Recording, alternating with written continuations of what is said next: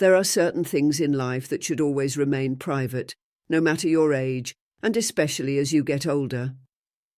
Sharing too much can change the way people see you, affect your relationships, and even undermine your dignity. Today, I'm going to talk about 9 things you should never reveal to others if you're between 55 and 75. Why? Because keeping these details private will help you maintain control over your life, protect your reputation, and preserve your peace of mind. For example, do you know that telling people your exact age can sometimes work against you? It might seem harmless, but revealing it can lead to unwanted assumptions about your capabilities, health, or even your future. And what about money? Discussing your finances, whether you're comfortable or struggling, can easily invite jealousy, pity, or worse, attempts to take advantage of you. And that's just the beginning. In this video, I'll break down each of these 9 areas, from health conditions to family matters to your intimate life, and show why being cautious with what you share is essential to maintaining your dignity and freedom in this stage of life. So, make sure to watch until the very end and share your thoughts in the comments below. If you find this content helpful, don't forget to like, subscribe, and hit the notification bell to support the channel. We'll start with the first thing you should never disclose: your age. Why is age something so basic, something you should think twice about sharing? Let's find out. Age, just a number. Age is often seen as just a number, but the reality is that in our society, it's much more than that. Especially in a culture that places a high value on youth, revealing your exact age can lead to unwanted assumptions. People may start viewing you through a biased lens, thinking they know what you're capable of, how healthy you are, or even how much time you have left. Unfortunately, age discrimination, though subtle, is very real. So why should you keep your age private? Once people know your age, they might unintentionally treat you differently. For example, they could start offering unsolicited advice on how to take care of yourself, even when you don't need it. Or worse, they may begin to see you as someone approaching the end of your journey, instead of appreciating the vibrant person you truly are. Another issue is the impact on opportunities. Whether it's in social settings or professional environments, people may assume you're not as sharp or active as you once were. This can influence how they engage with you, or even whether they consider you for new experiences. Instead of focusing on how many years you've lived, focus on the quality of those years.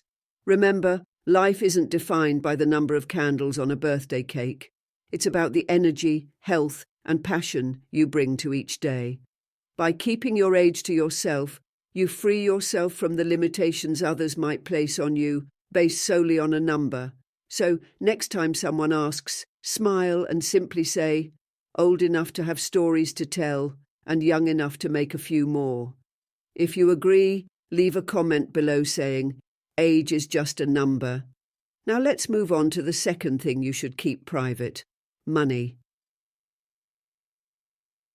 Money, a private matter.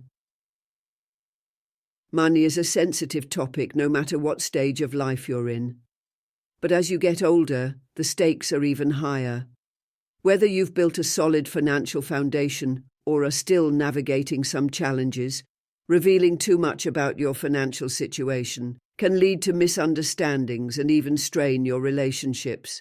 Why should you keep your financial matters private? Because sharing your wealth, or lack of it, can trigger all sorts of reactions. If people know you're well off, you might suddenly find yourself dealing with jealousy, unsolicited requests for loans, or others expecting you to pay for things because you can afford it. On the other hand, if you're going through financial difficulties, some people may look down on you, offer pity, or even make hurtful assumptions about your life choices. It's crucial to remember that your finances do not define who you are. You are much more than the number in your bank account or the value of your assets. Keeping your financial status private helps you protect your dignity and prevents others from judging you or treating you differently based on what they think they know. Instead, let your actions, values, and how you treat others define you. Whether you're financially comfortable or living modestly, your money should remain your business alone. By keeping it private, you preserve your freedom to make decisions that are best for you without outside pressure. So, when someone starts prying into your financial affairs, a polite yet firm response might be, "I'm comfortable with where I am, thank you." Then, change the subject. If you've ever experienced financial judgment, share your story in the comments. Next, let's talk about a highly sensitive topic: family secrets. Family secrets, keeping the sanctity of home. Every family has its ups and downs, and it's normal to face conflicts, misunderstandings, or even long-standing issues.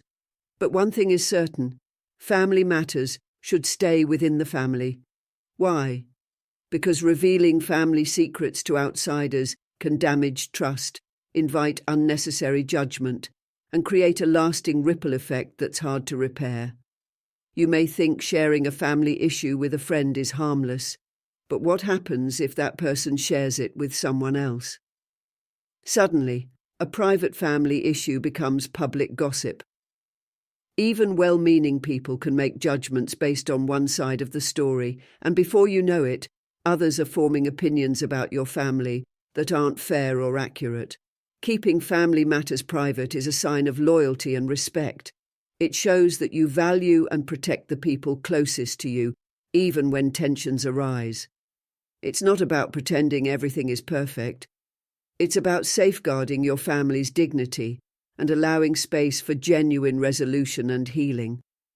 Discussing private matters with outsiders can escalate conflicts and make it difficult for relationships to mend. Instead, if you need to share, choose someone neutral, like a therapist or counselor, who is bound by confidentiality and trained to offer constructive support.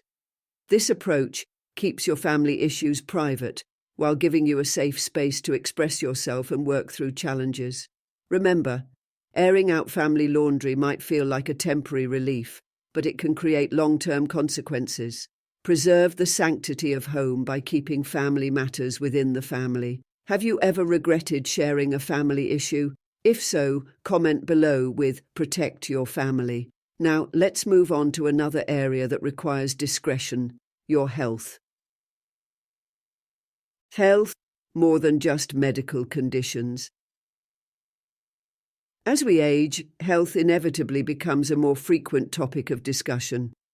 By the time we reach our 50s or 60s, many of us may be managing chronic conditions, taking multiple medications, or undergoing treatments. It's natural to want to share these experiences, especially with friends and family who may be going through similar situations.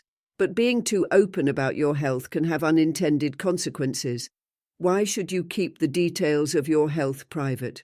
For one, sharing too much can invite unsolicited advice, everything from unverified miracle cures to diets that might not even be suitable for your condition.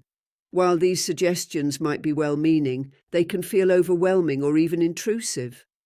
Another issue is that some people might start viewing you through the lens of your medical conditions, reducing your identity to a list of ailments, rather than seeing the full person you are. Furthermore, oversharing about your health can lead to a kind of unwanted pity, where people unintentionally start treating you as fragile or incapable. This can be frustrating, especially when you want to focus on living a vibrant and active life. Instead of disclosing every medical detail, share only what is necessary and what feels comfortable for you. Keep the narrative about yourself focused on your strengths, passions, and experiences, not just your health status. Remember, you are a person first, not a patient. So, next time someone starts asking too many personal health questions, gently steer the conversation in a different direction and say, "I'm focusing on staying positive and healthy. Let's talk about something uplifting." Have you ever felt defined by a health condition? Let me know your thoughts in the comments. Next, let's move to an even more sensitive topic: Intimacy and sexuality. Sexuality, a sacred connection. Sexuality and intimacy are a natural part of the human experience regardless of age. But as we get older, society often dismisses or even stigmatizes the idea that seniors have intimate lives. This can make talking about it uncomfortable, leading to misunderstandings, judgments, and unfair assumptions. That's why it's crucial to keep your intimate life private, not because there's something wrong with it, but because it's one of the most personal aspects of who you are. Sharing too much about your romantic relationships, desires, or intimate experiences can not only expose you to unnecessary gossip, but also risk diminishing the special bond you share with your partner. People may misinterpret your choices, make inappropriate comments, or even start treating you differently based on stereotypes about aging and intimacy. Your intimate life is a deeply private connection between you and your partner, built on trust, love, and understanding. Protecting this privacy ensures that what's shared between you remains sacred and meaningful, untainted by outside opinions. There's no need to explain or justify your choices to anyone. Instead of engaging in such conversations, redirect them with a light-hearted comment. Some things are best kept between two hearts, and leave it at that. Maintaining discretion in this area not only safeguards your dignity, but also allows your relationship to thrive without external pressures. So remember, intimacy is ageless, and keeping it private is a way to honor the deep emotional bonds that keep your relationship strong and special. If you believe intimacy is a personal choice, drop a heart in the comments below. Now let's move on to a different kind of private matter, one that's all about kindness, charity. Charity, the quiet power of giving. Charitable giving is one of the most fulfilling acts of kindness, especially as we age and begin to focus more on our legacy and the impact we leave behind. Whether it's donating to a cause, supporting a loved one, or volunteering your time, giving back is incredibly meaningful. But there's a fine line between giving for the sake of helping others and giving for the sake of recognition. Why should you keep your charitable acts private? Because when you talk too openly about your contributions, it can sometimes appear as though you're seeking praise or validation rather than focusing on the positive impact you're making. Publicizing your generosity can put pressure on others to give, even if they're not in a position to do so, or cause those receiving help to feel uncomfortable or exposed. True charity is about the joy of giving quietly, without expecting anything in return. It's about making a difference because it feels right, not because others are watching. The less people know about your charitable actions, the more genuine they become. By keeping your generosity private, you allow your kindness to shine without overshadowing the dignity of those you're helping. When you give in silence, you create a ripple effect of goodness that's felt more deeply by those who receive it. As the old saying goes, the best charity is that which goes unnoticed. This way, your generosity remains a reflection of your character, not a tool for status or social approval. If you agree that true giving doesn't need an audience, type "give quietly" in the comments. Now let's move on to an area where silence is a sign of wisdom: honor and reputation. Honor, protecting your reputation. Honor and reputation are things that take a lifetime to build, but can be easily damaged by just a few careless words. By the time you reach your 50s and beyond, you've probably accomplished many things: raising a family, excelling in a career, or contributing to your community. It's natural to feel proud of your achievements, but there's a fine line between celebrating your successes and constantly talking about them. Why should you be cautious about sharing too much?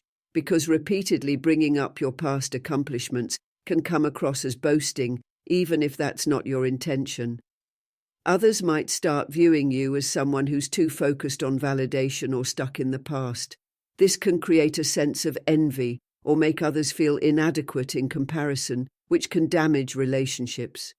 True honor comes from humility. It's about knowing your worth and valuing your achievements without needing to broadcast them to the world. When you speak less about what you've done and let your actions speak for themselves, people respect you for your character, not just your accomplishments. This way, you preserve the dignity and authenticity of your reputation. So, the next time you feel tempted to talk about your successes, ask yourself, does this add value to the conversation? If not, hold back and let your honor be defined by the way you live, not by what you say. If you believe true honor is earned through humility, type honor in silence in the comments. Now let's explore the importance of letting go of the past and not dwelling on old wounds, insults, and past hurts. Insults, letting go of past hurts. Throughout life, we all encounter moments of pain, humiliation, or insults that leave lasting scars. It's easy to hold on to these experiences and feel the urge to revisit them in conversations, especially as we reflect on our past.